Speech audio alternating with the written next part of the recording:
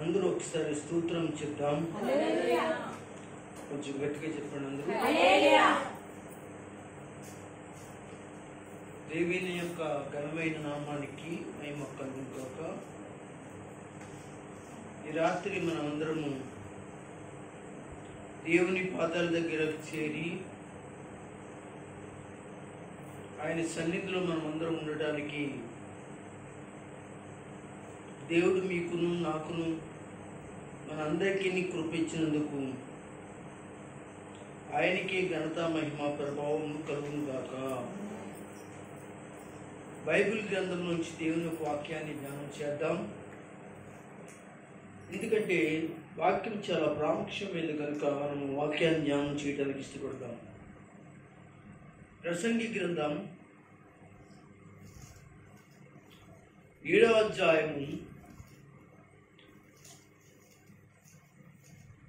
ప్రసంగి గ్రంథము. పిల్లలు మీరందరూ కూడా తీయండి. నేను ఇప్పుడు బైబిల్ తీసుకో. కొంచెం త్వరగా కూర్చో. ప్రసంగి గ్రంథం 7వ అధ్యాయము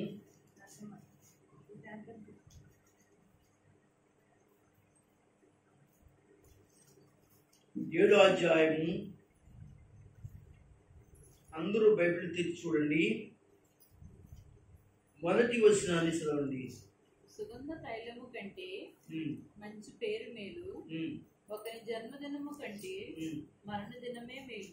చాలు జాగ్రత్తగా ఈ లేఖనంలో ఉన్నట్టు లేక ఈ అధ్యాయంలో ఉన్నట్టు మొదటి వచనాన్ని 7వ అధ్యాయం మొదటి వచనాన్ని ధ్యానం చేద్దాం. ఇక్కడ ప్రసంగి భక్తుడైన వాడు ఎవరతను? సొలొమోను మహారాజు. ఆయన ఈ ప్రసంగి గ్రంథాన్ని రాసి ఉంచారు. పరిశుద్ధాత్మ చేత ఆయన రాయించి ఉంచారు.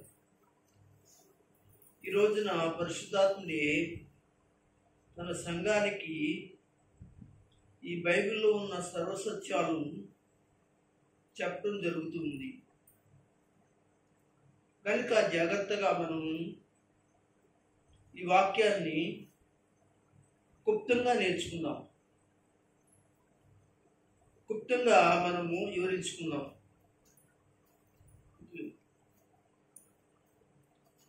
కనుక జాగ్రత్తగా పరిశీలన చేయండి. ఈ వాక్యంలో చక్కగా రాస్తున్నాడు భక్తుడు. సుగంధ తైలము కంటే మంచి పేరు మేలు, ఒకరి జన్మదినం కంటే మరణదినమే మేలు అనే మాట కనబడుతుంది. మంచి పేరు. దేవుడు నీకు మంచి పేరు ఇవ్వాలంటే మనము చేయవలసినవి ఎన్నో బైబిల్ గ్రంథంలో ఉన్నాయి. మంచి పేరు. ఈ రోజున మంచి పేరు కొరకు చాలా మంది చాలా రకరకాలుగా పాకులాడుతున్నారు. ఏటేటో చేస్తున్నాను. అయితే ఈ లోకంలో ఎంత మంచి పేరు కలిగినా శివరాత్రికి మరణము అనేది మాత్రం ఒకటి ఉంది.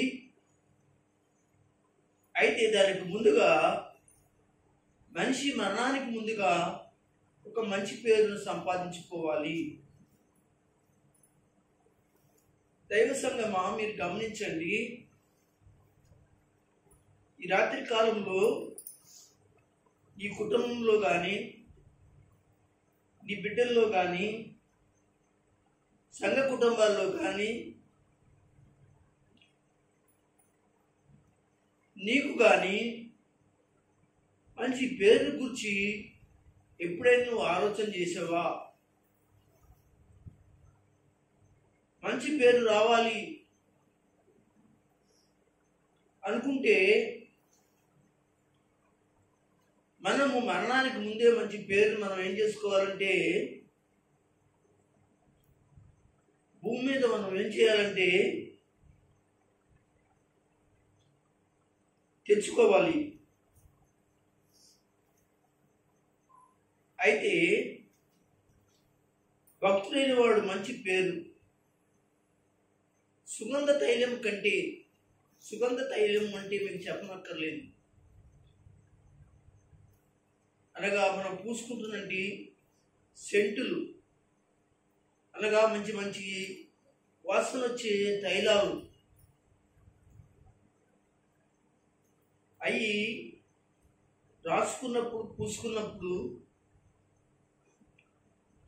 అనేక దూరం చక్కటి వాసన వస్తుంది. కంటే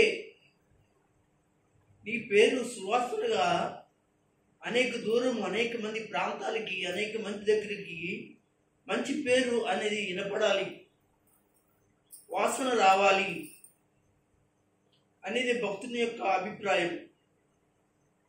అయితే మంచి పేరు సంపాదించడానికి దేవుని దగ్గర కానీ మనుషుల దగ్గర కానీ మంచి పేరు సంపాదించుకోవడానికి మనం ఏం చేయాలి? కానీ మంచి పేరు రావాలి అని అంటే దేవుని నుంచి మనకి మంచి పేరు వస్తుంది. దేవుని నుంచే మంచి పేరు మనం సంపాదించుకోగలుగుతాం. దేవుడు ఒక్కడే మంచివాడు, ఆయన ఒక్కడే అనగా అందరి హృదయాలు ఎరిగినవాడు, అందరి మనసులు తెలిసినవాడు, అందరి రహస్యాలు ఎరిగినవాడు. కనుక నీ మంచి చెట్లన్నీ కూడా నువ్వు ఎలాగున్నావో, ఎలా జీవిస్తున్నావో, ఎలా బ్రతుకుతున్నావో, ఏం మాట్లాడుతున్నావో, ఏం చేస్తున్నావో, ఇలాగా ప్రతిదీ కూడా ఆయనకి తెలియనిది కూడా లేదు. కనుక దేవుడు నీకు మంచి పేరును ఇవ్వాలి అనుకుంటే యేసుక్రీస్తులో నువ్వు రక్షణ కార్యం సంపాదించాలి. యేసుక్రీస్తు నామమున నువ్వు రక్షణ పొందాలి. యేసుక్రీస్తు నామమున నువ్వు ప్రార్థన చేయాలి. యేసు నామమున మంచి కార్యాలు చేయాలి. యేసు నామమున దేవుని ప్రేమ కలిగి ఉండాలి. యేసు నామమున సత్క్రియలు కలిగి ఉండాలి. యేసు నామమున మనము యేసయ్య ఏం చెప్పాడో అనేక విషయాల్లో భూలోకంలో మనము చేసేటువంటి వారుగా మనం ఉన్నప్పుడు దేవుని బిడ్డలారా, మన పేరు అనేక చోట్ల దేవుని బట్టి మనం చేసే కార్యాలు ఏవైతే ఉన్నా, సత్క్రియలు ఏవైతే ఉన్నాయో వాటిని అనేక మందికి సువాసనగా ఉంటుంది. నీకు మంచి పేరు కలిగినట్లుగా దేవుడు నిన్ను అభినందిస్తాడు, లేక ఒక వ్యక్తిగా నిన్ను గుర్తిస్తాడు. అయితే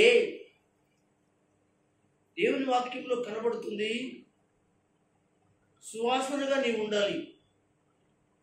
నీలో ప్రార్థన సువాసన ఉండాలి, వాక్య సువాసన ఉండాలి, పరిశుద్ధాత్మిక సువాసన ఉండాలి, దైవికమైన పరిశుద్ధత కలిగిన నీతి కలిగిన సువాసన ఉండాలి.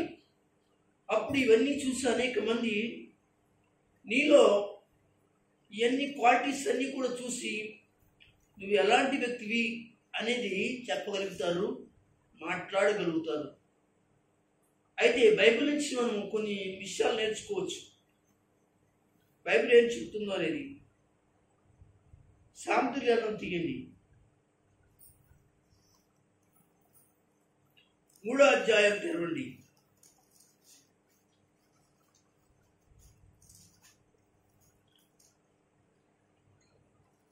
సామెతల గ్రంథము 3వ అధ్యాయం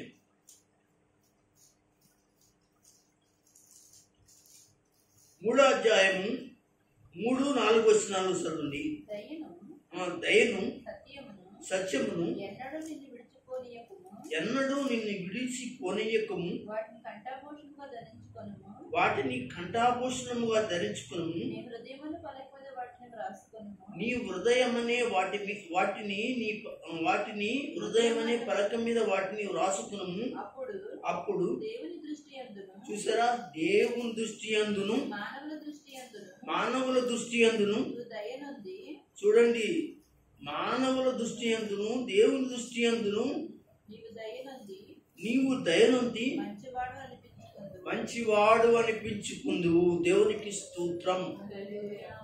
గమనించారా? ఎప్పుడు, ఎక్కడ, ఎలాగా నీ పేరు సుగంధ తైలము కంటే మంచి పేరు అన్నాడు. దేవుని వారలారా మీరు గమనించండి,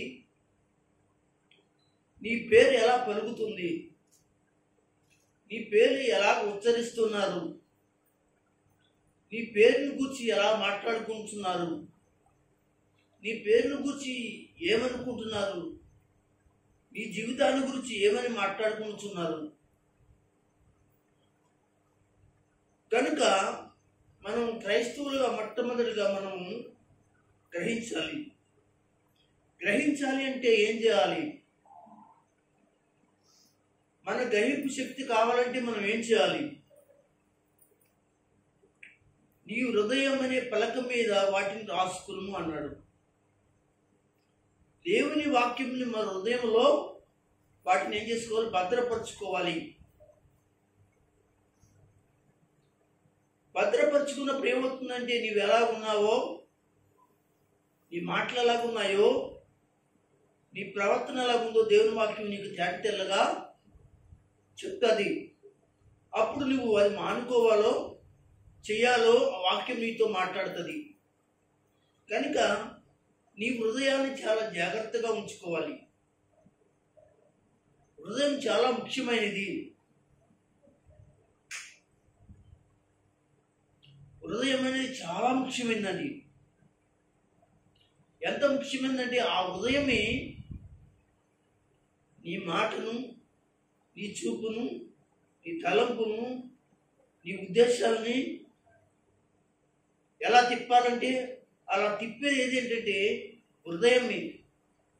కనుక మానవుడు హృదయంలో ఏదైతే అనుకుంటాడో అది చేతితో చేస్తాడు. మానవుడు హృదయంలో ఏదనుకుంటాడో కాలుతో అదే చేస్తాడు. మానవుడు హృదయంలో ఏదనుకుంటాడో అనగా తన శాస్త్రం వలన ఆ మనుషుడు ఆ పనులు చేస్తాడు. కనుక ముఖ్యంగా నువ్వు మంచి పేరు కావాలి అని అంటే, లోకంలో మంచి పేరు కావాలి అంటే దేవుని వాక్యం ద్వారా మాత్రమే నీకు మంచి పేరు లభిస్తుంది. ఒకప్పుడండి నేను తాగుబోతునండి, నేను తిరిగిపోతునండి, నేను చూసిందల్లా దొంగతనం చేసేవాడినండి, నేను చూస్తే మా చుట్టాలు చేరనిచ్చేవాళ్ళు కాదండి, మా బంధువులు దగ్గరికి రానిచ్చేవాళ్ళు కాదండి, గ్రామంలో నన్ను అదే విధంగా చూసేవారండి, నేనంటేనే భయపడిపోయేవారండి. ఇప్పుడు నన్ను చేర్చుకుంటున్నారండి, నన్ను అత్తుకుంటున్నారండి, నాతో మాట్లాడుతున్నారండి, నాతో కూర్చుంటున్నారండి, నాతో మాట్లాడుతున్నారండి, నేనంటే చాలా ప్రేమగా ఉన్నారండి. ఎందుకు, దేనికి అనంటే నేను యేసు ప్రభు వారిని నమ్ముకున్నానండి. యేసు ప్రభు వారి యొక్క వాక్యము నా హృదయంలో ఉందండి. పాత జీవితాన్ని ఏం చేసినట్టు వాక్యమని నీళ్ళ చేత కడుక్కుని యేసు రక్తంలో కడిగి వేసుకున్నానండి. కనుక ఇప్పుడు నా జీవితంలో అవన్నీ కూడా ఎవరికి కనపడకుండా చాలా భద్రంగా కాపాడుకుని బతుకుతున్నానండి. అందుకండి అంటే దేవుడు నీకు మంచి పేరు అనే విషయంలో, మంచి పేరు విషయంలో దేవుడు మాత్రమే నీకు చేయగలడని మరొకసారి జ్ఞాపకం చేస్తూ ఉన్నాను. వాక్యం ఏం మాట్లాడుతుందండి? దయను ఎన్నడూ నిన్ను విడిచిపోనీయకము అంటున్నాడండి. దయను, సత్యమును. ఇక్కడ రెండు మాటలు చెప్తున్నాడండి. నీకు మంచి పేరు కావాలంటే నువ్వు దయగలి వాడిగా ఉండాలి. దయ లేని వాడిగా కాకుండా దయ కలిగిన వాడిగా ఉండాలి. ఇవరకు ఎవరు చూసినప్పుడు నీ దయ చూపించేవాడు కాదు. నీలో దయ పుట్టింది, నీ కుటుంబంలో నీ పిల్లల పట్ల దయ పుట్టింది, నీ భర్త పట్ల దయ పుట్టింది అనే స్త్రీలు చాలామంది ఉంటారు. ఎందుకంటే నీ వాక్యం చేత ఏం చేసుకున్నావంటే నీ హృదయాన్ని కడిగి వేసుకున్నావు. ఇప్పుడు నా పిల్లలు ప్రేమించగలుగుతున్నారండి, నా భర్త నన్ను ప్రేమించగలుగుతున్నాడండి అనండి భార్యలు. భర్తలు నా బిడ్డలు ప్రేమిస్తున్నారండి, నా భార్య నన్ను ప్రేమిస్తుందండి, నా చుట్టాలు ప్రేమిస్తున్నారండి అని చెప్తున్నాడంటే అతడు యేసు వాక్యం చేత ఏం చేసుకున్నాడంటే అతని యొక్క హృదయం అనే పలకం మీద దేవుని వాక్యాన్ని రాసుకుని అన్నమాట. ఈ వరకు నా జీవితాన్ని విడిచిపెట్టుకున్నావు కనుక అంటే ఇప్పుడు ఏమై ఉన్నావు అంటే దయ కలిగిన వాడిగా ఉన్నావు, దయ కలిగిన దానిగా నీవు ఉన్నావు. అందుకే నీకు మంచి పేరు రావడానికి గల కారణం సహోదరి సహోదరులారా, దేవుడు ఒక్కడు మాత్రమే, యేసు వాక్యం మాత్రమే నేను దయగలివాడిగా చేయగలదు. దయగలిగిన దానిగా చేయగలడు. దేవుని వాక్యమే నిన్ను స్థిరపరుస్తుంది. కీర్తన గ్రంథంలో చెప్తాడు, నీ చదవనక్కర్లేదు. ఆకాశం కింద దేవుని వాక్యం అంటండి నన్ను స్థిరపరచును రాయబడి ఉంది. ఆకాశం కింద దేవుని వాక్యము నన్ను స్థిరపరచును అని అన్నాడు. నేను స్థిరపరచాలి అంటే, దయలో నడిపించాలి అంటే, సత్యంలో నడిపించాలి అంటే, మంచి మార్గం నడిపించాలి అంటే దేవుని వాక్యం ఒక్కటి మాత్రమే నిన్ను స్థిరపరచగలదు. అప్పుడు స్థిరపరిచినప్పుడు దానిలో నువ్వు నడుస్తున్నప్పుడు, దానిలో జీవిస్తున్నప్పుడు నీ జీవితం ఏమవుతుందంటే మంచివాడిగా ఉండడానికి నువ్వేం చేస్తావు, అడుగులు వేస్తూ ఉంటావు. నీ ప్రవర్తన అంతట్లో మంచి మార్గాన్ని కాపాడుకోవడానికి ప్రయత్నిస్తూ ఉంటావు. కనుక ఈ సమయంలో మీకు చెప్పేది ఏమిటి అంటే దయ ఉండాలి. దయ కలిగిన వారికి మంచి పేరు కలిగిన వారిగా ఉంటారు. రెండోది సత్యం. సత్యం సత్యము అంటే దేవుని వాక్యం ఏం చెప్పిందంటే సత్యమే దేవుని వాక్యం, వాక్యమే సత్యము, సత్యమే వాక్యము, వాక్యమే సత్యము. కనుక ఆయన అన్నాడు, నేనే మార్గమును, నేనే సత్యమును, నేనే జీవాన్ని అని చెప్పాడు ఆయన. యేసుక్రీస్తు ప్రభుల వారు చెప్పిన మాట ఏంటంటే నీకు మంచి పేరు కావాలి అనంటే, నీకు మంచి పేరు రావాలి అనంటే నువ్వు ఏదేదో చేస్తే రాదు. కానీ ఈ లోకంలో ఏదేది చేసినా కానీ క్రీస్తులో ఉంటే, క్రీస్తులో ప్రవర్తిస్తే, క్రీస్తులో నువ్వు కడగబడితే నువ్వు చేసినవన్నీ కూడా యేసులో నీకు ఏం కలుగుతుందంటే మంచి పేరు కలిగిన వాడిగా దేవుడు సాక్ష్యం ఇస్తాడు. దేవుడే సాక్ష్యం ఇవ్వాలి. అందరూ స్తోత్రం చెప్పండి. హల్లెలూయా. ఏమండి, బైబిల్ గ్రంథంలో ఒక సైన్యాధిపతి ఉన్నాడండి. సైన్యాధిపతి ఉంటే ఆ సైన్యాధిపతి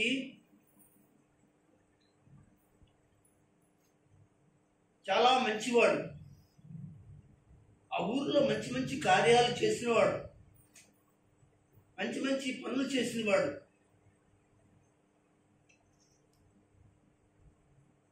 ఏం జరిగిందంటే వాక్యంలో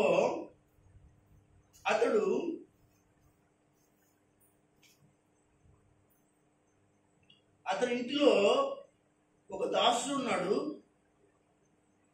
ఆ దాసుడికి అనారోగ్యం కలిగింది, పక్షవాయము కలిగిన వాడిగా రాయబడిందండి అతని గురించి. యేసు ప్రభు బాగు చేస్తాడని, స్వస్థత కలగజేస్తాడని తెలియగానే కొంతమంది ఆ ఇంట్లోని పేరు పొందిన వారందరినీ కూడా మంచివాడిని పంపించాడండి. యేసు ప్రభు దగ్గరికి వచ్చి, ప్రభువా, ఒక ఆయన ఉన్నాడు, ఆయన చాలా మంచివాడు, ఆ ఊర్లో గ్రామంలో మంచి పేరు కలిగిన వాడు, మనకి మరి సమాజ మందిరం, సున్నగోగు సమాజ మందిరం కట్టించిన వాడు ఒక ఆయన ఉన్నాడండి, ఆయన మంచి పేరు కలిగిన వాడండి అని చెప్పడం జరిగింది. చూడండి, ఇప్పుడు లోకంలో మంచి పేరు కలిగి ఉంది. ఇప్పుడు దేవుడు ఆ మంచి పేరు కలిగిన వ్యక్తి దగ్గరికి వెళ్ళి అతని దాసుడిని ఏం చేశాడంటే బాగు చేయడానికి ఇష్టపడ్డాడు. దేవుని వారులారా, మీరు గమనించండి, మంచి పేరు దేవుని దృష్టిలో మంచి కార్యాలు చేయడానికి ఎంతగానో ఉపయోగపడుతుంది. దేవుడు దీన్ని చూసి, ఈ మంచితనాన్ని చూసి, నువ్వు చేసే కార్యాలు చూసి, యేసయ్య నీ జీవితంలో నీ ఇంట్లో కార్యం చేయాలి అంటే నువ్వు మంచివాడిగా ఆయనకు కనబడాలి. కనుక అతడు ఏం చేశాడంటే వచ్చి ఒక విషయాన్ని అన్నాడు, ఈ దాసుడు స్వస్థపరచబడును అని చెప్పాడు. ఆ సమయమందే అతని దాసుడు బాగు చేయబడ్డాడు. దేవునికి స్తోత్రం, హల్లెలూయా. గమనించండి దేవుని బిడ్డలారా, ఈ యొక్క రాత్రికాలమందు దయను సత్యమును నిన్ను ఎన్నడూ విడిచిపోనీయకును. అది నీ జీవితంలో నీకు మంచి కార్యాలు చేయబడతాయి. ఇక్కడ అంటాడు, వాటిని ఎలాగ ధరించుకోమంటున్నాడు? కంఠాభూషణముగా. కంఠాభూషణముగా అంటే కంఠాభూషణం అంటే కంఠానికి అనగా మెడలో హారం ధరించుకున్నట్లుగా దేవుని వాక్యాన్ని ఏం చేసుకోమంటున్నాడు? నీ హృదయం అనే పలక మీద దయను సత్యమును వాక్యము చేత నింపుకోమంటున్నాడు ఆయన. అప్పుడు నువ్వేమవుతావు అంటే మంచివాడిగా కనబడతావు, మంచి పేరు పొందిన వాడిగా కనబడతావు. నిన్ను చూసి అనేక మంది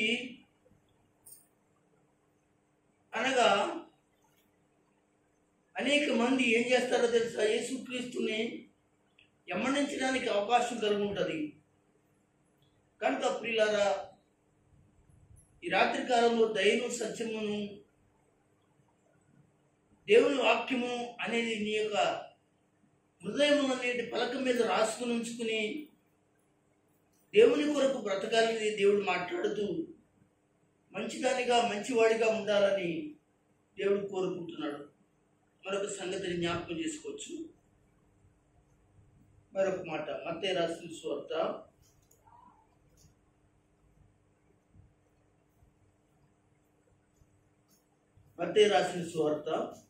25వ అధ్యాయం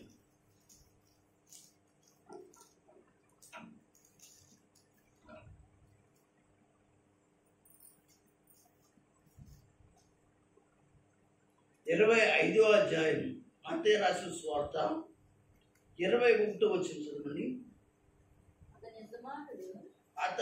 అతని యజమానుడు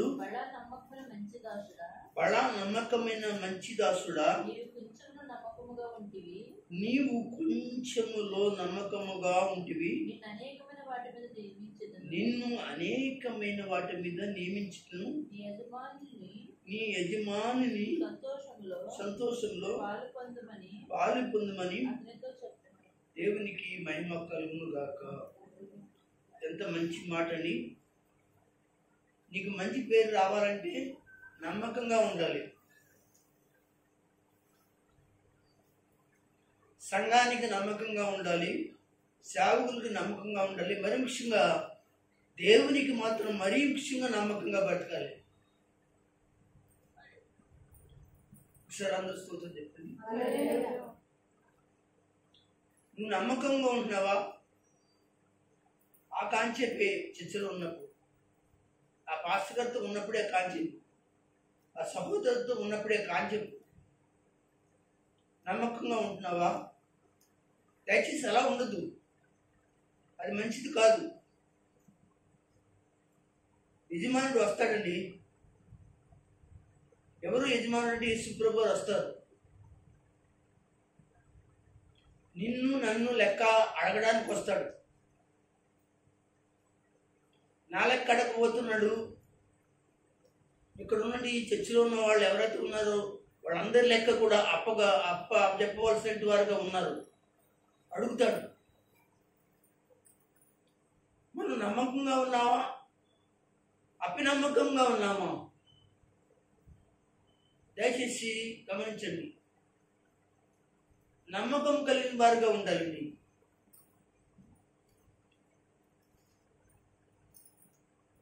సంఘంలో నమ్మకంగా ఉండాలండి. దేవుని వాక్యంలో నమ్మకంగా ఉండాలండి. నమ్మకం లేనిటి వాళ్ళు ఎంతో మంది ఉన్నారు. ఇక్కడికి అక్కడికి నమ్మకం లేనిటి వాళ్ళు అక్కడ నమ్మకంగా ఉండరండి. తిరుగుతారంతే. యేసు ప్రభు భూమి మీదకి వచ్చిన తర్వాత నిన్ను చూసి అడుగుతాడు, నువ్వు నమ్మకంగా లేవు. పలానా ఆయన దగ్గర పలానా దగ్గర ఇలాగా అలాగా అక్కడ నువ్వు ఒక నమ్మకంగా స్థిరంగా లేవు. నమ్మకం లేని నిన్ను ఏం చేస్తాడంటే పక్కకు దోసేస్తాడు ఆయన.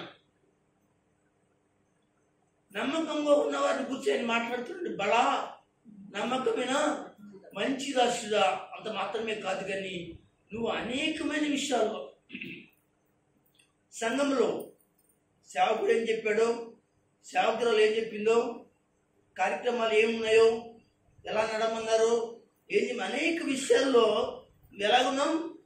నమ్మకంగా ఉన్నా కనుక ఇదిగో నా రాకడలో నీకు అనేకమైన విషయాల్లో పరలోకంలో నీకు పాలు పంపులు ఉన్నాయి. దేవునికి స్తోత్రం. హల్లెలూయా, హల్లెలూయా. రేపొద్దున ప్రభు వచ్చిన తర్వాత ప్రభు నాకు పాలు పంపులు లేవు అని అన్నాడు అనుకో, నీకు పాలు పంపులు లేవు అన్నాడు అనుకోండి, ప్రభు నాకు పాలు పంపులు లేవా అని నువ్వు ఒకవేళ అడిగావు అనుకో, ఆయన సమాధానం అంటే నువ్వు అక్రమం చేసావు. ఏం చేశాను ప్రభు అంటే నువ్వు నమ్మకంగా లేవు, నా వాక్యం పట్ల నమ్మకంగా లేవు, ఆరాధన పట్ల నమ్మకంగా లేవు, నా సేవకుడి పట్ల నమ్మకంగా లేవు, సంఘం పట్ల నమ్మకంగా లేవు, నాకే నమ్మకంగా లేవు.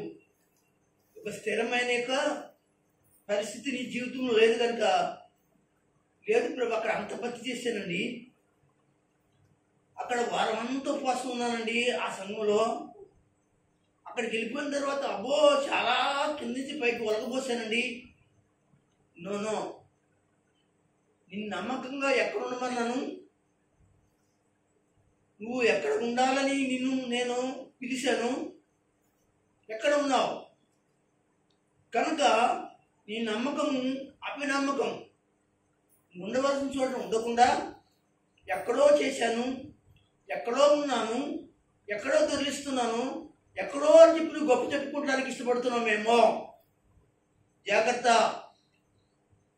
సోదరులారా, చాలా మంది అలాగే చెప్పుకుంటున్నారండి. అబ్బో అక్కడ ఎదగలేకపోయాను కానీ ఎక్కడో ఎదిగానండి.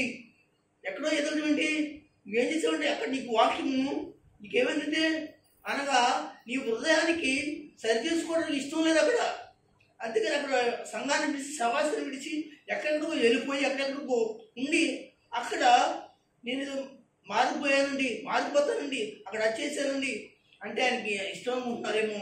లేదు, నమ్మకము లేనింటి వ్యక్తులండి వాళ్ళు. అలా కప్పగంతులు వేసేవాడండి వాళ్ళు. ఇక్కడో గంతు అక్కడ గంతు, ఇక్కడో వారం అక్కడో వారం, అక్కడో నెల అక్కడో నెల, ఇక్కడో సంవత్సరం అక్కడో సంవత్సరం, అక్కడ బాగోతే ఇక్కడ బాగోతే అక్కడ. దీవులు ఉంటే దీవుని చెప్పు, లేకపోతే అనగా దేవుడి మీద నిందా, ఆ సంఘం మీద నిందా, ఆ సేవకుడి మీద నిందా. వాళ్ళు ఎవరంటే నమ్మకము లేని వాళ్ళు. దేవుని బిడ్డలారా మీరు గమనించింది, సంఘంలో అటువంటి నమ్మకమైన వాళ్ళని యేసు ప్రభు వారు తోసివేశాడు. ఆయన ఎప్పుడో తోసివేసాడు. నువ్వు వెళ్ళిపోవడం కాదు, ఆయన ఎప్పుడో తోసేసాడు. ఆయన లెక్కలో నువ్వు లేవు అని నువ్వు అనుకుంటున్నావు. ఎక్కడికి వెళ్తున్నాను కదా, పర్లేదు అక్కడ సంఘం ఉంది కదా, పాస్టర్ గారు కదా, వాక్యం వింటున్నాను కదా అనుకుంటున్నావు. ఎప్పుడో నేను తోసివేసాడు, అక్కడ నేను తోసివేశాడు. కానీ ఆ విషయం నీకు ఇప్పుడు తెలీదు. ఒక రోజున నీకు తెలియవలసిన రోజు ఒక రోజు వస్తుంది. ఇది ఇలాగే అంటాడు. ఆయన వస్తాడు యజమానుడు, మాట్లాడతాడు యజమానుడు, ఆయన చెప్తాడు యజమానుడు. అప్పుడు నీ భవిష్యత్తు ఏంటో, నీ పరిస్థితి ఏంటో, నీ జీవితం ఏంటో, నీ విధానం ఏంటో, నీ పరిస్థితి ఏంటో అప్పుడు తెలుస్తాడు. ఇప్పుడు ఏ పాస్టర్ గారు ఇప్పుడు ఏం మాట్లాడండి. ఎందుకంటే ప్రభువే చెప్పాడు, నువ్వేమనుకో, నేను వచ్చేటప్పుడు ఏం చేస్తాను, నేను వస్తాను, నేను వచ్చిన తర్వాత ఏం చేస్తానంటే గురుకుల నుంచి గోధుమ నుంచి గురువులను మొక్కలను నేనేం చేస్తాను, నేను ఏర్పరిచే వాడిని ఉన్నాను. దయచేసి నువ్వు వెళ్ళి నువ్వు ఇబ్బంది చేసుకోకు అని అన్నాడు. అలాంటప్పుడు నేను ఇబ్బంది చేసుకోవడం ఎందుకు, నేను తలకాయ తెచ్చుకోవడం ఎందుకు, ఆయన ఒక రోజు చెప్తాను అన్నాడు కదా అన్నమాట. అప్పుడు వరకు కూడా నికరంగా నమ్మకంగా నీకు అప్పగించిన పరిచర్య, నీకు అప్పగించిన సేవకుడి దగ్గర నువ్వు ఉన్నావు అనుకో, అప్పుడు దేవుడు ఏమంటాడంటే ఇక్కడ 25వ అధ్యాయం మత్తయి సువార్త 21వ వచనంలో చెప్పినట్లుగా ఆయన నీతో మాట్లాడుతున్న మాట ఆ రోజు నిన్ను నీ కుటుంబాన్ని ఆయన ఖచ్చితంగా ఆయన మాట్లాడతాడని చెప్తున్నాను. చదవండి. అతని యజమానుడు ఎవరు? యేసు ప్రభు. ఎవరు యజమానుడు? సంఘ యజమానుడు. అవును, బల సంఘంలో చాలా కష్టాలు వచ్చాయి, చాలా మంది నిందించారు, చాలా మంది నిష్ఠూరాలు అయ్యాయి, చాలా మంది నీ మీద రకరకాలుగా మాట్లాడారు, చాలా రకరకాల కష్టాలు వచ్చాయి, బాధలు వచ్చాయి. కానీ నీ జీవితంలో నువ్వు తూచే తప్పకుండా సంఘాన్ని, నా పరిచయాన్ని విడిచిపెట్టకుండా చక్కగా సేవకుడితో సాగిన బడా నమ్మకమైన మంచి దాసుడా, చూసావా, మంచి దాసుడా, మంచి పేరు కలిగిన వాడా, నీ పేరు ఇదిగో నా వద్ద నీ మంచి వాడిగా నువ్వు కనపడుతున్నావు. కొంచెంలోనే నీకు పెద్ద ఏమూలే అండి, నీకు ఇచ్చిందంటే కొంచెమే, ఇచ్చిన చిన్న పరిచర్య. ఆ చిన్న పరిచర్య చేయడానికి పెద్ద ఏదో నువ్వు కష్టపడిపోయాను అనుకుంటావు. ఆ సీపెట్ తుడడానికి, కడగడానికి, అయ్యో నీకు ఇంట్లో లేదా బయట ఎక్కడెక్కడో ఎన్నో పనులుండి రకరకాలుగా రోజంతా చేస్తావు లోకస్తులకి. కానీ దేవుని పని చిన్న పని, నీకు అప్పగించిన దానిలో నీకు అప్పగించిన చిన్న పనిది, పెద్ద పనేం కాదు. కానీ సంఘంలో ఒక్కొక్కరికి ఎన్నో రకరకాల, ఒక్క మనిషికి చాలా రకాలు. ఒకే మనిషికి పాటలు పాడడానికి, ఒకే మనిషికి డ్రమ్ కొట్టడానికి, ఒకే మనిషికి అనగా వాక్యం చెప్పడానికి, ఒకే మనిషి ప్రార్థన చేయడానికి, ఒకే మనిషి అనగా అనేక ఆత్మలు నడిపించడానికి, ఒకే మనిషికి అనేక రకరకాల పరిచర్యలు అనగా బరకాలు ఎత్తడానికి, ఒకే మనిషికి రకరకాలుగా ఎన్నో ఇస్తాడు ఒక్క మనిషికి. కానీ ఇక్కడ అంటున్నాడు, ఏమంటాడంటే కొంచెంలోనే నీకు ఎక్కువ ఇవ్వలేదు. ఏంటండి, ఇచ్చింది కూడా నువ్వేం చేసుకుంటున్నావు, ఇచ్చింది కూడా నువ్వేం చేస్తున్నావు, చేయలేకపోతున్నావు. సంఘంలో చాలా మంది ఈ విధంగా ఉండే దేవద్దున పరలోకం కావాలంటే వాడికి ఎలా ఇస్తాడు? పరలోకమా? తేరగా ఉందండి పరలోకం? చెప్పండి, పరలోకం తేరగా ఉందా మనకి? లేదు. ఎంత చేస్తే పరలోకం, ఎన్ని కార్యాలు చేస్తే, ఎంతగా కష్టపడితే, దేవుని కొరకు ఎంతగా మనం బ్రతికితే, ఎంత మంచి మంచి కార్యాలు చేస్తే పరలోకం అనుకుంటుందో ఆలోచన చేయండి అంటున్నాడు. మంచి దాసుడా, బడా నమ్మకం మంచి దాసుడా, కొంచెంలోనే పెద్ద ఎక్కువ ఇవ్వలేదు నేను. ఏంటండి, కొంచెంలోనే ఏదో బరకవేయటం, కొంచెంలోనే ఆ కుర్చీలేయటం, కొంచెంలోనే ఆ డ్రమ్ములు కొట్టడం, అనగా ఆ కొంచెంలోనే అనగా దేవుని వాక్యం వింటాం. ఎంత భారంగా ఉందని ఈ రోజున మధ్యలోనే వెళ్ళిపోవటం, మధ్యలోనే అనగా చేయటం. ఏంటండి వీళ్ళకి మేలు చేస్తాడు దేవుడు. దేవుడు అంటే భయం లేకుండా వాడు అనగా ఎవరికి వాళ్ళే ఏంటని ఉంటున్నారు. ఆలోచన చేయండి దేవుని బిడ్డలారా, వాక్యం చదివిస్తున్న మాట ఏంటి తెలుసా? కొంచెంలోనే నీకేం 10 ఏం పోలేదు, భారం అయిపోయింది బాబోయ్, నేను 10 నేనే చేయాలా, 10 నేనే చెందాలా, డ్రమ్ములు నేనే కొట్టాలా, మైకులు నేనే చెక్ చేయాలా, అలాగే అనగా అన్ని నేను చేయాలా, పరకాలు నేనే వేయాలా, అది చేయాలా, ఇది చేయాలా? నీకు 10 అప్పగించలేదే, ఏదో ఒకటి చిన్నది అప్పగించాడు. ఆ చిన్న చేయడానికి దూరంగా ఉంటున్నావు దేవునికి. నీకు చేయడానికైతే దేవుడి దగ్గరగా ఉండాలా, నీకైతే మంచి చేయాలా. దేవుడు కార్యాలు, మంచి కార్యాలు మాత్రం చేయవా, నీకు నీ ఇంట్లో వాళ్ళకి అందరికీ చేసేయాలి. ఎంత దౌర్జన్యం అండి! దేవుడి పట్ల మనం సహాయం పొందుతుందో పక్క నుంచి దేవుడికి ఏమో చేయడానికి మనం ఇష్టం లేని వాళ్ళుగా ఉంటాం. ఎంత దారుణం అండి!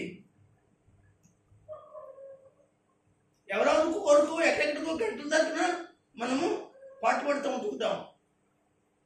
దేవుని కొరకు 1 గంట సేపు కూర్చోలేము, 1 అరగంట సేపు కూర్చోలేము, 1 పావు గంట కూర్చోలేము. మనిషికి 1 10 నిమిషాలు వాక్యం వినలేము. ఇదంతా దేవుని పని కదా. వాక్యం వింటుంది దేవుని పని, వాక్యం చదువుతుంది దేవుని పని, పాటలు పాడటం దేవుని పని, దేవుని దగ్గరికి రావటం దేవుని పని, దేవుని దగ్గర కూర్చోవడం కూడా దేవుని పని. కనుక నమ్మకం లేనిటి వారు ఎవరైతే ఉన్నారో వారితో మాట్లాడుతున్నాడు దేవుడు ఈ రాత్రి కాలం ముందు. ఈ కొంచెంలోనే మరి బాధ్యత అంతా అప్పగిస్తే చెప్పండి, ఈ చిన్నదానిలోనే నువ్వు చేయలేకపోతున్నావు కదా.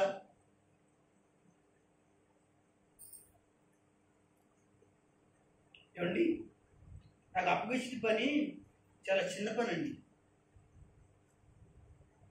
మీ అందరికీ చాలా భారంగా కనపడవచ్చు, చాలా మంది పాస్టర్లకు చాలా భారంగా కనపడవచ్చు. పరిచయం చేయడం చాలా చాలా భారమైన పని, చాలా కష్టమైన పని, కానీ చాలా బాధ్యతగా చేయవలసిన పని, జాగ్రత్తగా ఒళ్ళు దగ్గరికి చేయవలసిన పని. కానీ ఇది నా దృష్టిలో మాత్రం చిన్న పని, ఎంతో కష్టమైన పని అయినప్పుడు కూడా చిన్న పని. మరి బాధ్యతగా దేవుని ఎదుట చేయవలసినది నమ్మకంగా ఉండాలి అంటే రేపు పొద్దున ఆయన వచ్చినప్పుడు బడా నమ్మకమైన మంచి దాసుడా అని పిలిపించుకోవడానికి ఇంత కష్టపడాలి, ఇంత బాధపడాలి. దేవునికి స్తోత్రం చెప్పండి. హల్లెలూయా.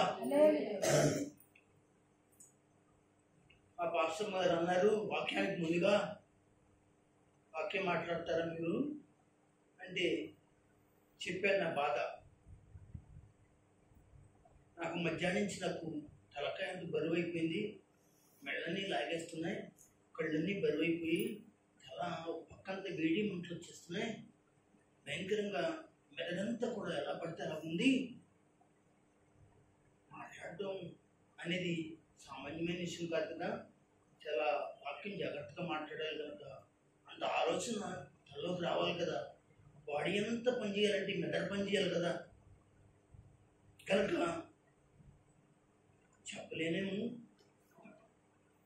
చెప్పలేనేమో, సరేలే ఆ టయానికి ఆలోచిస్తానులే అని అన్నాను. తర్వాత టైం గడిచింది, టైం దగ్గర పడింది, పరకాలు వేసారు, మైకులు పెట్ట చేశారు. సరే, కొంచెం చిన్న దానిలో నమ్మకంగా లేకపోతే అసలు నేను దాసుని అసలు సేవకున్న మనసులో బాధ. పర్లేదు, చచ్చిపోతే నేను మాట్లాడుతూ చచ్చిపోవచ్చు, లేకపోతే మాట్లాడిన తర్వాత పుడుకుంటూ చచ్చిపోయినా పర్లేదు. కానీ ఆయన మాత్రం నన్ను ఏమనాలి? మంచి నమ్మకమైన పనివాడా అని పిలిపించుకోవాలి. అదండి నా జీవితంలో బ్రతుకుంత కాలము దేవుని దగ్గర మంచి పేరు ఉంది. నీకు చుట్టాల్లో మంచి పేరుంది, ఇరుగు పొరుగు వాళ్ళలో మంచి పేరుంది, బంధువుల్లో పేరుంది, ఎక్కడెక్కడో పేరుంది. అదంతా నీకు ఆ పేరు నీకేంటి? నీకు రక్షణ తెచ్చి పెడుతుందా? పరలోకం తెచ్చి పెడుతుందా? లేదే. కానీ మంచి పేరు ఎక్కడ కలుగుతుందంటే దేవుని యొక్క పనిలోనే మాత్రమే నీకు మంచి పేరు తెచ్చి పెడుతుందని దేవుని వాక్యం ద్వారా నీకు నేను చెప్పగలుగుతున్నాను. అందరూ కూడా స్తోత్రం చెప్పగలరా? గట్టిగా చెప్పండి. హల్లెలూయా. ఒకసారి చూద్దామా? వెలిసిన మాట. అతని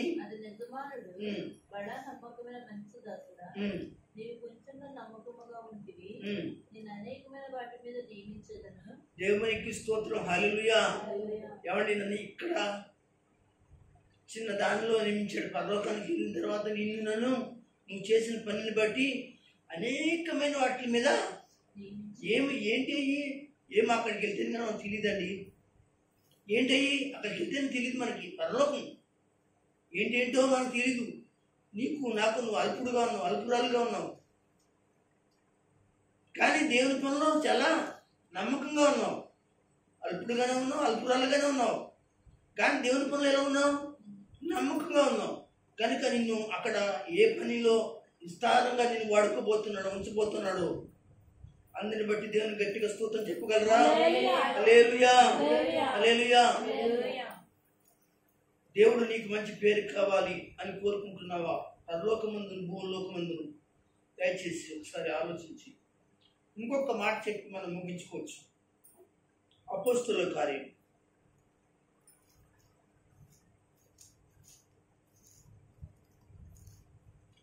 6వ అధ్యాయము. బైబిల్ తెరవండి పిల్లలు.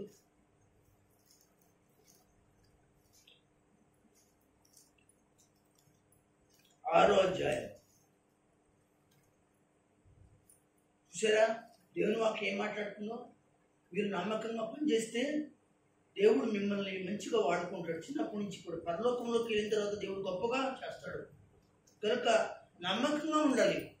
సేవకుడికైనా, సేవకురాలకైనా, వాళ్ళ కుటుంబానికైనా, సంఘ బిడ్డలకైనా మీరు చిన్న వయసులో ఉన్నారు. మీరు కనుక మీరు చాలా నమ్మకంగా ఉన్నారనుకో, దేవుడు మిమ్మల్ని మంచి దాసురాలా అని పిలుస్తాడు.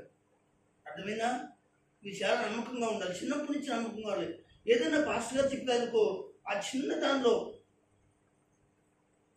అది డబ్బుల్లో అయినా, పనిలో అయినా, ప్రార్థనలో అయినా, రమ్మని పలానా టైంకి చెప్పారనుకోండి, ఆ టైంలో ఖచ్చితంగా రావటం అయినా ఇలా నమ్మకంగా ఉండాలి.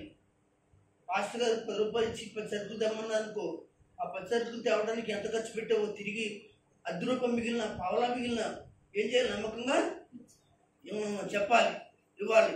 ఇది నా వరకే కాదు, నీ తండ్రి వరకు కూడా నువ్వు నమ్మకంగా ఉంటారు. మీరు దేవునికి స్తోత్రం. అలాగే ప్రతి విషయంలో కూడా నమ్మకంగా ఉండాలి. ఇంట్లో అమ్మా నాన్న ఏదో చెప్పారనుకో, వాళ్ళు ఏదైనా అప్పగించారనుకో, ఇందులో డబ్బుతో పెద్దవని మీరు అనుకోకూడదు. నమ్మకంగా ఉండాలి. దేవుడు చూస్తున్నాడు. అర్థమవుతుందా? చాలా జాగ్రత్తగా నమ్మకంగా ఆ డబ్బులు అనవసరంగా ఖర్చు పెట్టకూడదు. ఈ ఆటలకి, రకరకాల ఆటలకి మీరు ఖర్చు పెడుతున్నారేమో, దేవుడు కొట్టేస్తాడు మిమ్మల్ని. ఈ మధ్యన కొన్ని ఆటలు ఆడుతున్నారు బయట పిల్లలు కదా, మీరు కాదు. మీరు ఆడుతున్నారా? దేవుడు ఆడతలేదని అంటాడు. ఒకవేళ ఆడుతున్నట్లయితే నా దగ్గర ఆపుతం చెప్తున్నట్లే, ఒకవేళ ఆడుతున్నట్లయితే ఈ రోజు నుంచి మారింది ఆటల ఫోన్లో డబ్బులు కట్టి ఆడతారంట కదా, అందరూ అంటారు కదా. అలా ఆడుతున్నారని జాగ్రత్త. నా చెవులు కనపడకూడదు. నేను అన్నాను అంటే చెవులు కనపడింది అనమాట అని అర్థం. జాగ్రత్త. డబ్బులన్నీ తీసుకెళ్ళి అలా కట్టి ఏం చేస్తుందంటే మీరు ఆడుతూ ఉన్నట్లుగా పరిశుద్ధాత్మ దేవుడు మాట్లాడుతున్నాడు. కనుక ఇప్పటి నుంచే మీరు చిన్నప్పటి నుంచే, అనగా 30, 40, 50 రూపాయలు ఎక్కడో ఎవరి దగ్గర కడుతున్నారు? ఏదో చెప్పండి. రాబాబు కదా, లేదు కనపడని ఎక్కడ కట్టినావా? మరి ఎక్కడ కడుతున్నారు? ఎక్కడో దుక్కులు కడుతున్నారు. మొత్తానికి 30, 40, 50 కట్టి ఏం చేస్తారంటే ఆ కుర్రోడు ఈ కుర్రతో ఆటలాడుతున్నారు ఫోన్లో కదా. ఆ డబ్బులు వస్తున్నాయి, మీకు పోతున్నాయి. ఇప్పుడు 50 ఖర్చు పెడతావు, 100, తర్వాత 200, తర్వాత 1000. నీ జీవితం అంతా ఏమైపోతుందంటే, అనగా లోకం పాలైపోతుంది. నువ్వు పాడైపోతావు, నాశనం అయిపోతావు. జాగ్రత్త. ఎలిషా, గణేష్ జాగ్రత్త. మీరు అలాంటి ఆటల కాడికి, పిల్లల దగ్గరికి మీరు వెళ్ళకండి. నేను హెచ్చరించాను అంటే ఏదో పాస్టర్ గారికి అనుమానం వచ్చింది కదా, కనుక జాగ్రత్త పడండి. మంచిగా జీవించండి. మీ తల్లిదండ్రులు ఇచ్చిన ప్రతి రూపాయి దేవుని కొరకు ఖర్చు పెట్టండి. నీకు డబ్బు ఇచ్చేందుకు దాయి, లేకపోతే క్రిస్మస్ వస్తుంది, లేకపోతే ఏమైనా కార్యక్రమాలు వస్తాయి, లేకపోతే దేవునికి ఏదైనా ఖర్చు పెట్టవలసి ఉంటుంది, మీటింగ్లు వస్తాయి, అనగా రూపాయి అనగా పోజెస్ దీర్ఘ కార్యక్రమాలకు ఉపయోగించండి. దేవుడు మంచివాడని మిమ్మల్ని అనగా వాడుకుంటాడు. కనుక మీ జీవితాలు బాగుంటాయి. ఇట్లా రూపాయి ఖర్చు పెట్టు. రేపొద్దున అమ్మా నాన్నకి లేవనుకో, అమ్మ నా దగ్గర 10 రూపాయలు ఉన్నాయమ్మా, నీకు టిఫిన్ తెస్తాను. అమ్మ 100 రూపాయలు ఉన్నాయమ్మా, ఇగో ఈ కూర తెస్తానమ్మా, ఇదిగో నువ్వు ఇచ్చిన రూపాయి దాచాను, 10 రూపాయలు దాచాను. అది మంచి అలవాటు. ఏమంటారు? అలా చెయ్యండి, అలా ఉండండి. కనుక దేవుడు మిమ్మల్ని మెచ్చుకునేటట్లుగా దేవుల్లో నడవండి. చిన్నప్పటి నుంచే మీరు ఆ విధంగా ఉంటే మీ కుటుంబంలో, సంఘంలో, సమాజంలో మిమ్మల్ని మంచివారని పిలుస్తారు. కానీ లేకపోతే ఆ పిల్లడు ఇలాంటి వాడు, ఆ పిల్లడు ఇలాంటి వాడు, ఆ పిల్ల ఎటువంటిది అని చెప్పి మీ గురించి చెడ్డ మాటలు చెప్పుకునేటువంటి పరిస్థితి మీరు తెచ్చుకోకుండా జాగ్రత్తగా బతకాలని నేను మీకు చెప్తూ ఉన్నాను. దేవుని స్తోత్రం. ఒక తండ్రిగా చెప్తున్నాను నేను. ఎందుకంటే మీ తండ్రి ఎంత మరి మీ కొరకు బాధ్యత కలిగి ఉంటాడు సంఘంలో, అనగా సంఘ బిడ్డలందరూ కూడా బాధ్యత కలిగిన వారే పాస్టర్ గారికి. అర్థమైందా? సరే, అపోస్తలుల కార్యం తీయండి, 6వ అధ్యాయము 3వ వచనం చదువుదాం. 6వ అధ్యాయం 3వ వచనం చదువుమా. కాబట్టి సహోదరులారా, ఆత్మతోను జ్ఞానముతోను నిండుకుని మంచి పేరు పొందిన చాలండి. ఇక్కడ ఆత్మతోను జ్ఞానంతో నిండుకున్నవా, మంచి పేరు పొందిన వారు. సంఘంలో విశ్వాసాలు గమనించాలి. మంచి పేరు నీకు ఉండాలంటే మొదటిగా పరిశుద్ధాత్మ చేత నింపబడాలి. దేవుని వాక్యం అనే జ్ఞానం చేత నింపబడాలి. జ్ఞానం అంటే ఈ లోక జ్ఞానం కాదు, పైనుండి వచ్చిన జ్ఞానం. ఏ జ్ఞానము? పేతురు రాసిన పత్రిక సార్ చూడండి. పేతురు రాసిన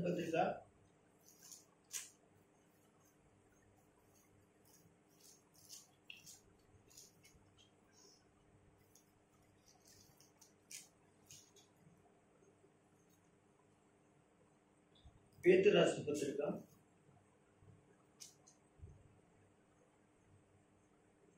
3వ అధ్యాయము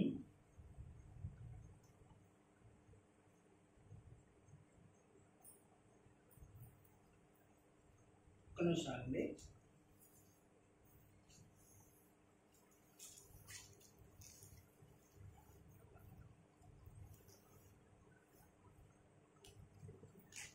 యాకోబు పత్రిక ఉంది. యాకోబు పత్రికను చూడండి.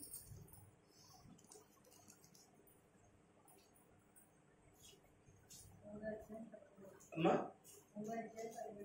ఏంటిది? యాకోబు 3వ అధ్యాయం 17వ వచనం చదవండి ఒకసారి. ఇదిగో చూడండి. అయితే పైనుండి వచ్చిన జ్ఞానం అంటే దేవుని జ్ఞానం. అది పైనుంచి వచ్చే జ్ఞానం మొట్టమొదట పవిత్రమైనది, తరువాత సమాధానకరమైనది, మృదువైనది, సులభముగా లోబడినది, కనికరముతో, మంచి ఫలముతో నిండుకున్నది. అందరూ స్తోత్రం గట్టిగా చెప్పండి. అర్థమైందా మీకు? ఇక్కడ సంఘంలో నీవు ఆత్మతోనూ జ్ఞానముతో నిండుకుంటే మంచి పేరు నీకు ఉంటుంది. పరిశుద్ధాత్మ చేత నింపబడాలి. పైనుండి వచ్చినట్టు జ్ఞానం చేత నువ్వు నింపబడాలి. ఎప్పుడైతే పరిశుద్ధత్వం నీ మీదకి వస్తాడో వాక్యమైన జ్ఞానం నీలోకి కనబడుతుంది.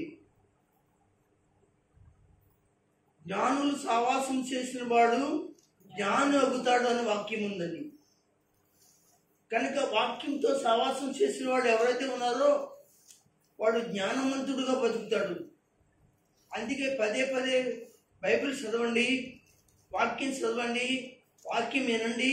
బయటికి అనగా లోపలికి రాకండి. చర్చకొచ్చిన తర్వాత మీరు బయటికి వెళ్ళటము పోవడము అనేది అలవాటు చేసుకోకండి.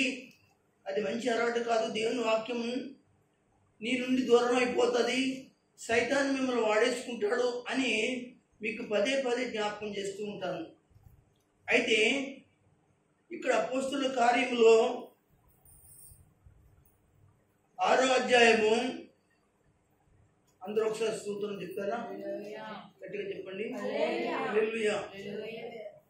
ఆత్మతో నిండుకునే వాళ్ళు వాక్యాన్ని వినడానికి కానీ, జ్ఞానంతో నింపుకున్న వాళ్ళు, వాక్యమైన జ్ఞానం చేత ఉన్న వాళ్ళు ఆసక్తి కలిగి ఉంటారండి. వాక్యం చేత మాత్రమే ఉంటారండి. వాక్యం అనేది హృదయంలో మనిషి కడగబడలేదనుకోండి, వాక్యం చేత కడగబడలేదనుకోండి, వాళ్ళు వినటానికి కూడా ఇష్టపడరు. వినటానికి కూడా వాక్యము ఏం చేస్తుందంటే మనం బద్ధకస్తులుగా చేసేస్తుంది, నిద్రపత్తులుగా చేసేస్తుంది, అసమర్థులుగా చేసేస్తుంది. దేవునికి దగ్గరగా రాకుండా దూరంగా వెళ్ళేటట్టుగా చేసేస్తుందండి.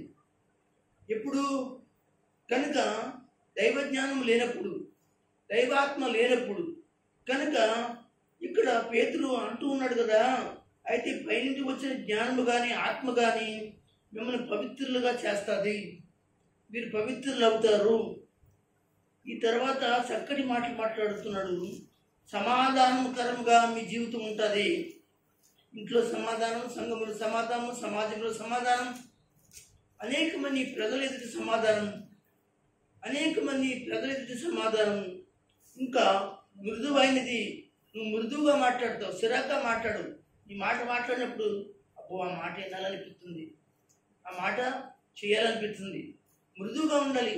ఒక తల్లి అయినా, ఒక తండ్రి అయినా, ఒక పిల్లలైనా, ఒక సంఘమైనా, సహోదరులైనా, ఎవరైనా కానీ, బయట వారైనా ఎవరైనా కానీ మాట్లాడుతున్నప్పుడు మనం చాలా మృదువుగా మాట్లాడాలి. సామెత గ్రంథంలో రాయబడింది, మృదువైన మాట నుండి కోపమును సల్లార్చును. ఏంటండి? నొప్పించే మాట క్రోధము రేపును. ఇక అదేనా తీయక్కలేదాము చదువుంటారు వారికి.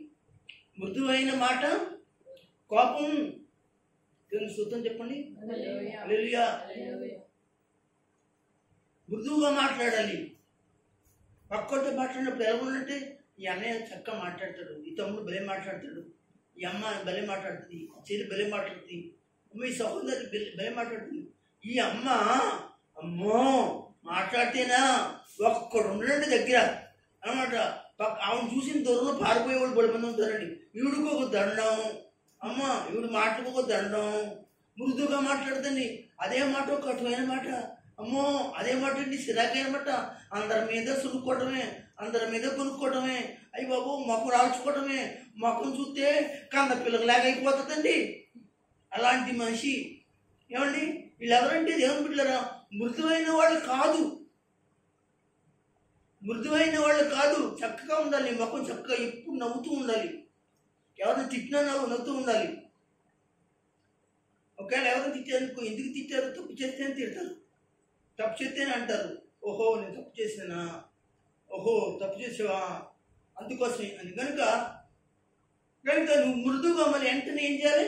వాడితో ప్రవర్తించావనుకో, అబ్బో ఈ కుర్రాడు లేకపోతే ఈ అమ్మాయి చాలా చక్కగా మృదువుగా ఉంది, ఏమన్నా అన్నా కానీ పట్టించుకోలేదు, పర్వాలేదు, ఈ అమ్మాయితో స్నేహంగా ఉండాలి, ఈ అబ్బాయితో స్నేహంగా ఉండాలి, మంచిగా ఉండాలి అనిపిస్తుంది. అలాంటి వారిగా ఏం చేయాలంటే సంఘంలో కానీ, సమాసంలో కానీ, అనేక మందిలో కానీ మృదువైన మాట నీకు ఉండాలి. నొప్పించే మాట నీకు కోపాన్ని ఏం చేస్తుంది? రేపుతుంది. కనుక ఆత్మతో జ్ఞానంతో నువ్వు నిండుకుంటం వల్ల నీకు మంచి పేరు వస్తుంది అంటున్నాడు. ఎక్కడ? అపోస్తుల కార్యములు. సంఘ పరిచర్య చేయడానికి ఎన్నుకోడు. సంఘంలో పరిచర్య చేయొచ్చు, సంఘంలో పరిచర్య చేయాలి అందరూ, కానీ నువ్వు ఆత్మతో నింపడ్డావా? ఆత్మతో నింపడితే నీకు ఇదిగో ఇక్కడ క్వాలిటీస్ ఏమన్నా తెలుసా?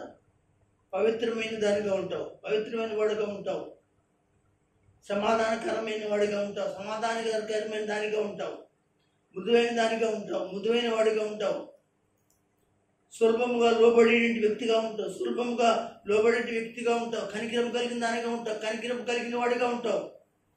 ఇలాంటి వాళ్ళే సంఘంలో పరిచర్య చేయడానికి అనేక మందిని ఆకట్టుకుంటారు. ఈ అబ్బండి, ఈ అబ్బండి, ఈ తమ్ముడండి, ఈ అన్నయ్య అండి, చాలా అండి అనగా జ్ఞానంతో నిండుకున్న వాడండి, ఆత్మ నింపుకున్న వాడిని పరిచర్య చేస్తే ఎంత మంచి పేరు కలిగిన వాడండి అతనండి. నీ పేరు అలా మగాలి.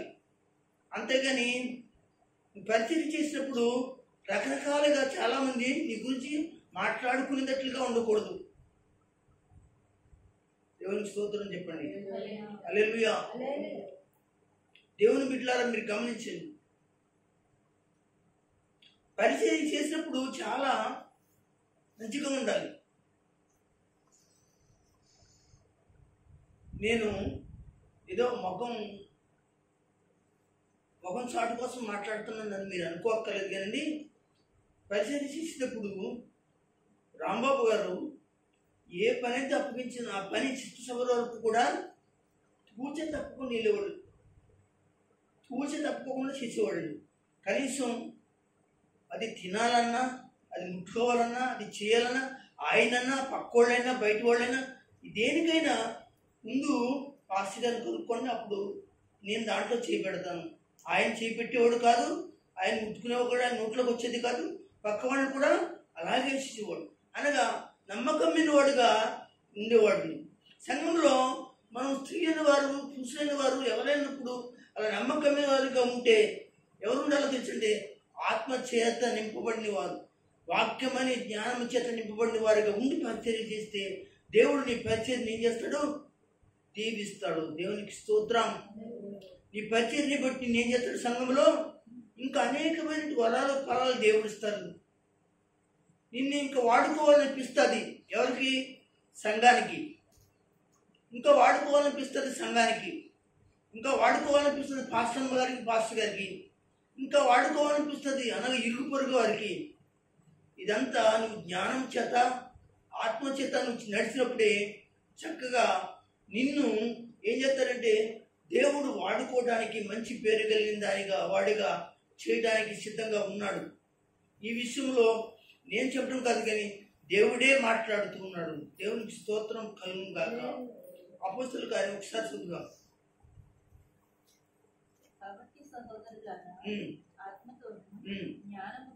ఏంటండి? ఆత్మతోను సంఘములో దేవుని పని చేసేవాళ్ళు జ్ఞానం ఉండాలండి. జ్ఞానం లేకపోతే చాలా గొడవలు అయిపోతాయి కదా. వివేకం లేకపోతే చాలా గొడవలు అయిపోతాయి. అందులోకి గొడవలు ఎక్కడ జరుగుతాయంటే భోజనాల కాడ, ఇందుల కాడ, ఏమండి ఆహారాల కాడ, రకరకాల పెంచే కాడ ఏమండి ఎక్కువగా జరుగుతూ ఉంటుంటాయి. అప్పుడు మనం ఏం చేయాలి? పాస్టర్ గారు చెప్పినట్లుగా వాక్యమైన జ్ఞానం చేత చాలా జాగ్రత్తగా నీ పక్క సహోదరులకి, నీ పక్క సహోదరుడికి చాలా జాగ్రత్తగా మెలుపు కలిగి చక్కగా జ్ఞానం చేత, ఆత్మ చేత నువ్వేం చేసుకోవాలి? కార్యక్రమాన్ని చేయడానికి నీకు అప్పగించిన పని చేయాలి. అలాగని మానేయటం కాదండి. మానేసేవనుకో దేవుడు నిన్ను అడుగుతాడు, బలా నమ్మకమైన మంచి దాసుడు అంట కానీ చెడ్డ దాసుడా నేను ఇచ్చింది ఏం చేసావు? తువాల్లో కట్టి గొయ్యి తీసి పోతులో కప్పెట్టావా? అయ్యి బాబోయ్, ఈ ఊరితో పడలేమండి, ఆయనతో పడలేమండి బాబోయ్, నా వాళ్ళ కాదండి, నేను పక్క నుండి 4 మెతులు తినేసి వెళ్ళిపోతానండి, కావాలంటే ఏదో చేసేది ఇక్కడ నేను చేయలేనండి, నా వల్ల కాదండి అంటే నీకు ఇచ్చింది గొయ్యలో కప్పెట్టుతావా? నీకు ఇచ్చింది అన్న ఎక్కడో పది పెట్టేస్తావా? అప్పుడు అడుగుతాడు దేవుడు. అప్పుడేం సమాధానం చెప్తావు? అప్పుడేం చెప్పగలవు నువ్వు? సహోదరుడు గమనించండి, నీకు ఇచ్చింది సంఘంలో వాడుకో. సంఘంలో అంటే ఓన్లీ సంఘంలో కాదు, సహోదరులు ఇంటికాడ జరిగిన కానీ సంఘంలో వాడబడచ్చు, తప్పేం లేదు. ఆదిమ క్రైస్తవ సంఘం అలాగే వాడుకున్నారండి. దేవుడు పరిశుద్ధాత్మ చేత సంఘంలో ఎవరికైనా కార్యక్రమాలు ఇంట్లో జరుగుతున్నాయంటే, ఎవరైనా సహోదరులు చేసేవాళ్ళు ఉన్నారంటే, అయ్యలారా, అమ్మలారా కాదంతా మా ఇంటికి వచ్చి వస్తున్న భక్తులకి పాలన చేయండి అని అడిగితే ఆ సంఘం వెళ్ళి ఏం చేస్తుందంటే సహకరించింది దేవుడు. అందుకే వీళ్ళు ఏమన్నారంటే మంచి పేరు పొందిన భక్తులు అని అపోస్తలుల కార్యంలో వాళ్ళు ఉన్నారు. దేవుని స్తోత్రం. అంతేగాని ఓన్లీ సంఘంలోనే అనగా సంఘానికే అనగా ఆరోగ్యం చేస్తానంటే కాదు. సంఘం అంటే దేవుని బిడ్డలు ఇక్కడే కాదు, ఎక్కడ మీటింగ్ ఉంటే అక్కడ చేయాలి, ఎక్కడ ప్రార్థన ఉంటే మన సంఘంలో మన సహోదరులు ఎక్కడైతే పని అయితే అనగా ఎక్కడైతే కార్యక్రమాలు చేస్తున్నారో ఆ యొక్క మనము వాళ్ళు పాల్పొందదు. భోజనం వడ్డించడమా, ఆకులు వేయటమా, మనిషిని వడ్డించడమా, లేదా కూర్చోమని చెప్పడమా, లేకపోతే గొప్ప బల్లలు వేయటమా, గొప్ప ఆకులు తీయటమా, ఇలాంటి ఆ ఇంటికాడ భోజనాలు అయితే చేస్తే మనము పక్క నుంచి ఉండడం కాదండి, మన వంతు ప్రకారంగా మనం చేయటం. మనం చేసినప్పుడే మన వెనకాల మన పిల్లలు నేర్చుకుంటారు. వారేం చేస్తారంటే రేపు వాళ్ళ పిల్లలకి నేర్పిస్తారు. ఇది పరిచర్య. ఇది ఆదిమ క్రైస్తవ సంఘంలో ఉన్నటువంటి పరిచర్య చేసేటి గొప్ప అద్భుతమైనటి అనగా సువార్త అనుభవం అండి. ఈరోజు అది కోరుకుంటాడు సంఘంలో. నువ్వు రావు, నువ్వు చేస్తుంటే నీ పిల్లలు కూడా నేర్చుకుంటారు. ఓహో మా అమ్మ చేసింది కదా నేను చేస్తానని కూతురు వస్తుంది, కొడుకు వస్తాడు. రేపు దినాల్లో వాళ్ళు పెద్దవాళ్ళు అయిన తర్వాత వాళ్ళ భార్యలు వస్తారు, తర్వాత వాళ్ళ పిల్లలు పుట్టిన పిల్లలు వస్తారు. ఇలాగా సంఘం ఏం చేస్తుందంటే దేవుని పరిచర్యలో చక్కగా జ్ఞానముతోని అర్థంతో నింపుకొని మంచి పేరు పొందినటువంటి వారుగా ఉంటారని దేవుని వాక్య రూపంగా మీకు ఈ మాటలు తెలియజేయడం జరుగుతుంది. కనుక దయచేసి రండి, కార్యక్రమాల్లో మీరు అనగా సంఘంలోనే కాదండి, ప్రతి విషయంలో తెలిసిందంటే చాలండి, తెరవక్కరదండి. కళ్ళతో మనం చూస్తున్నప్పుడు మనం వెళ్ళాలి, ఇది సంఘంలో బాధ్యత. కళ్ళతో చూస్తే ఏమండి మాకు పాస్టర్ గారు మాకు ఎవరు అనిపించలేదండి ఆ ఇంటికాడ ప్రార్థనని. ప్రార్థన ఎవరిది? ప్రార్థన ఎవరిది అనగా ఎవరిది? నీ ఇంట్లోది కదా, అంటే ఈ సంఘంలోది కదా. ఈ సంఘంలో పెళ్ళికి నిన్ను పిలవాలి, వెళ్ళి తెలిసింది కదా. చెప్పలేదు పక్కవిడి, చెప్పలేదు పాస్టర్ గారు, మొత్తానికి ప్రార్థనని మొత్తానికి ఏదో విధంగా తెలుసుకుంది కనుక మాకు ఎవరు రాలేదండి. అదేంటి అదేమాట? అది క్రైస్తవులకి మంచి అలవాటు కాదు. నీకు అనగా సంఘంలో ప్రార్థన ఉందని తెలుసుకునే బాధ్యత నీదే. తర్వాత అనగా ఈ రోజు రాలేదు కనుక బాగా సంఘంలో ఏమైనా ప్రార్థనలు పెట్టారా, పాస్టర్ గారు ఏమన్నా చెప్పారా అని తెలుసుకునే బాధ్యత ఎవరు తెలుసా? అది మన పిల్లోడు ఎక్కడికైనా ఇల్లు వస్తాడండి, ఇల్లు వచ్చిన తర్వాత వచ్చిన తర్వాత మన ఇంట్లో ఎలా వాళ్ళు ఏమన్నారు, అత్తేముంది, పిన్నమ్మేముంది, పెద్దమ్మేముంది, మామేముంది అంటామా లేదా? ఏమన్నా అంటామా లేదా? ఏమ్మా నిసం గారు అంటామా లేదా? మరి మరి మన ఇంట్లోనే కదా, ఇది మన ఇంట్లోది. మరి పాస్టర్ గారు ఏం చెప్పారు? ఈ రోజున ఏదైనా ప్రార్థన ఉందని చెప్పారా, ఏదైనా కొట్టమని చెప్పారా, లేకపోతే ఏదైనా చెప్పారా, ఏదైనా కరెంట్ బిల్లు గురించి చెప్పారా, ఇంకో దాని గురించి చెప్పారా? దేవుని గురించి చెప్పినా కానీ ఇది ఇది అని మనం సంగమం చేసుకోవాలి. ఒక్కొక్కరు పురుగులుపుకోవాలా లేదా చెప్పండి? ఏదండి మీ దగ్గర? ఏదండి మీ దగ్గర?